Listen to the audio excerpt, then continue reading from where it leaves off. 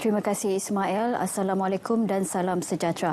Bagi memastikan ketua keluarga tidak terlepas pandang mengenai zakat yang perlu ditunaikan di bawah tanggungan mereka, Lembaga Zakat Selangor LZS terus memperhebatkan kempen zakat Aid Family. Ia menerusi inisiatif dakwah di lapangan iaitu Zakat Street on Wheels. Ketua Pegawai Eksekutif LZS Saipul Yazan Muhammad Yusof berkata, Zakat Aid Family dilaksanakan bagi memupuk kesedaran kepada pihak terlibat dalam memastikan taksiran dan pembayaran zakat ke atas setiap individu di bawah tanggungan dan jagaan mereka dilaksanakan dengan sebaiknya. Masyarakat kita ni dah ada kesedaran untuk menyimpan duit untuk anak-anak, untuk masa depan. Jadi kalau kita lihat balik, kalau kita ada kesedaran ni balik, kita lihat isteri kita, anak-anak kita, ibu bapa kita dan sebagainya yang selama ni tidak ada kesedaran zakat. Dengan adanya kempen Zakat Aid Family ni, kita melihat keseluruhan family kita. Dan kita dengan kesedaran bahawa zakat itu membenteng harta kita maknanya keseluruhan keluarga kita ni, kita memastikan semua membayar zakat. Jadi itu hasrat Zakat Aid Family yang kita laksanakan dan kita wawarkan kepada masyarakat. Langkah itu juga bagi memastikan setiap individu dalam sebuah keluarga Muslim di Selangor dapat menunaikan kewajipan berzakat ke atas harta yang mereka miliki, selaras dengan kewajipan zakat yang bergantung kepada harta dimiliki dan bukannya kepada status usia atau kewarasan pemilik harta. Melalui pelaksanaan kempen itu, LZS berharap dapat mendidik umat Islam di negeri ini untuk menunaikan ibadah zakat sekaligus memastikan kewajipan di bawah tanggungan mereka selesai. Aktiviti keusahawanan dalam kalangan rakyat Selangor semakin meningkat. Menteri Besar Amiruddin Syari berkata ia juga dilihat sebagai salah satu medium untuk keluar daripada kepompong kemiskinan, terutama golongan B40. Tambah beliau, pelbagai program berkonsepkan keusahawanan yang dilakukan dengan kerjasama pelbagai agensi dalam negeri juga menunjukkan impak positif. Kebanyakan daripada fokus kita terutamanya adalah untuk kelompok B40, di mana kita nak menjadikan program pembangunan usahawan ini untuk mengeluarkan mereka daripada kelompok B40 masuk kepada kelompok M ataupun kelompok menengah. Dan sebahagian daripada kajian yang kita buat menunjukkan ada peningkatan sekitar 20 hingga 50-60% daripada bantuan-bantuan modal yang kita telah berikan dan kita telah sumbangkan. Kerajaan negeri juga akan meneruskan beberapa program pembangunan usahawan yang bukan sahaja dalam berbentuk bantuan modal tetapi juga diterapkan dengan konsep mentor-mentee apabila peserta dilatih dengan lebih teliti dalam bidang yang berkaitan. Beliau berkata demikian selepas merasmikan Fiesta Sahabat Amanah Ikhtiar Malaysia AIM 2019 Cawangan Selayang. Turut hadir Ahli Parlimen Selayang William Leong Ji Kin, Pengarah Bahagian Latihan, Pendidikan dan Inovasi AIM Syed Muhammad Khalil Abdul Mazhar dan Pengurus Wilayah AIM Selangor dan Kuala Lumpur Aiwani Syafi'i.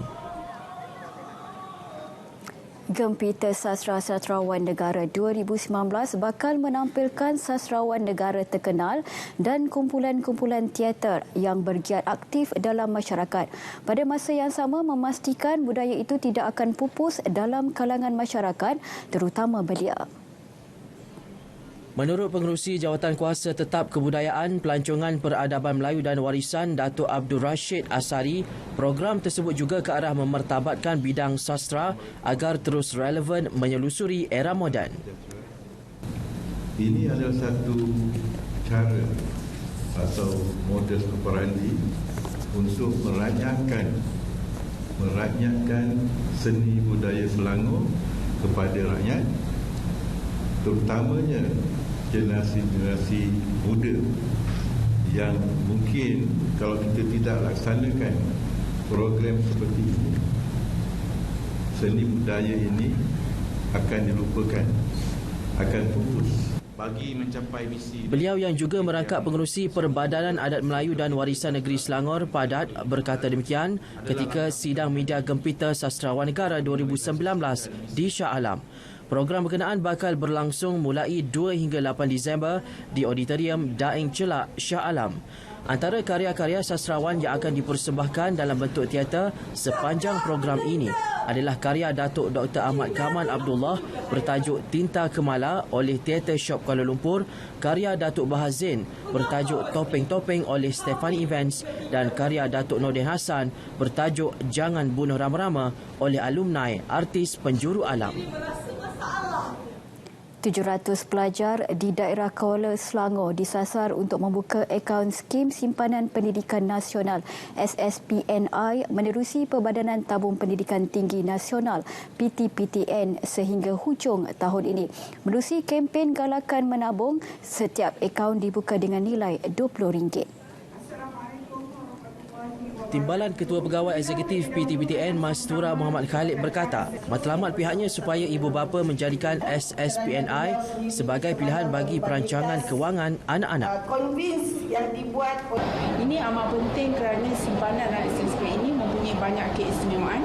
Jadi tanpa rakan kolaborasi di serata negara, mungkin kami tidak dapat menyampaikan maklumat tentang kebaikan skim simpanan ini, dan dengan kerjasama ini juga kami berharap akan mendapat sambutan yang baik daripada seluruh rakyat Malaysia.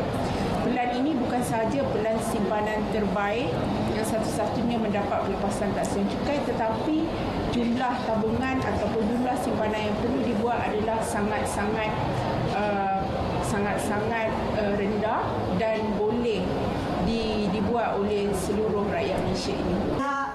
Katanya setakat ini seramai 442 akaun baru telah dibuka di daerah ini dengan nilai sebanyak RM10,290. Tambah beliau, PTPTN akan berbincang dengan PPD Kuala Selangor bagi mendapatkan satu kaedah agar pelajar mudah untuk membuka akaun dan menambah tabungan. Beliau berkata demikian pada Karnival Pendidikan dan Anugerah Kualiti 2019 PPD Kuala Selangor di Kuala Selangor. Sekian saja berita dari RTM Selangor, kembali kepada Ismail di Angkasa Puri.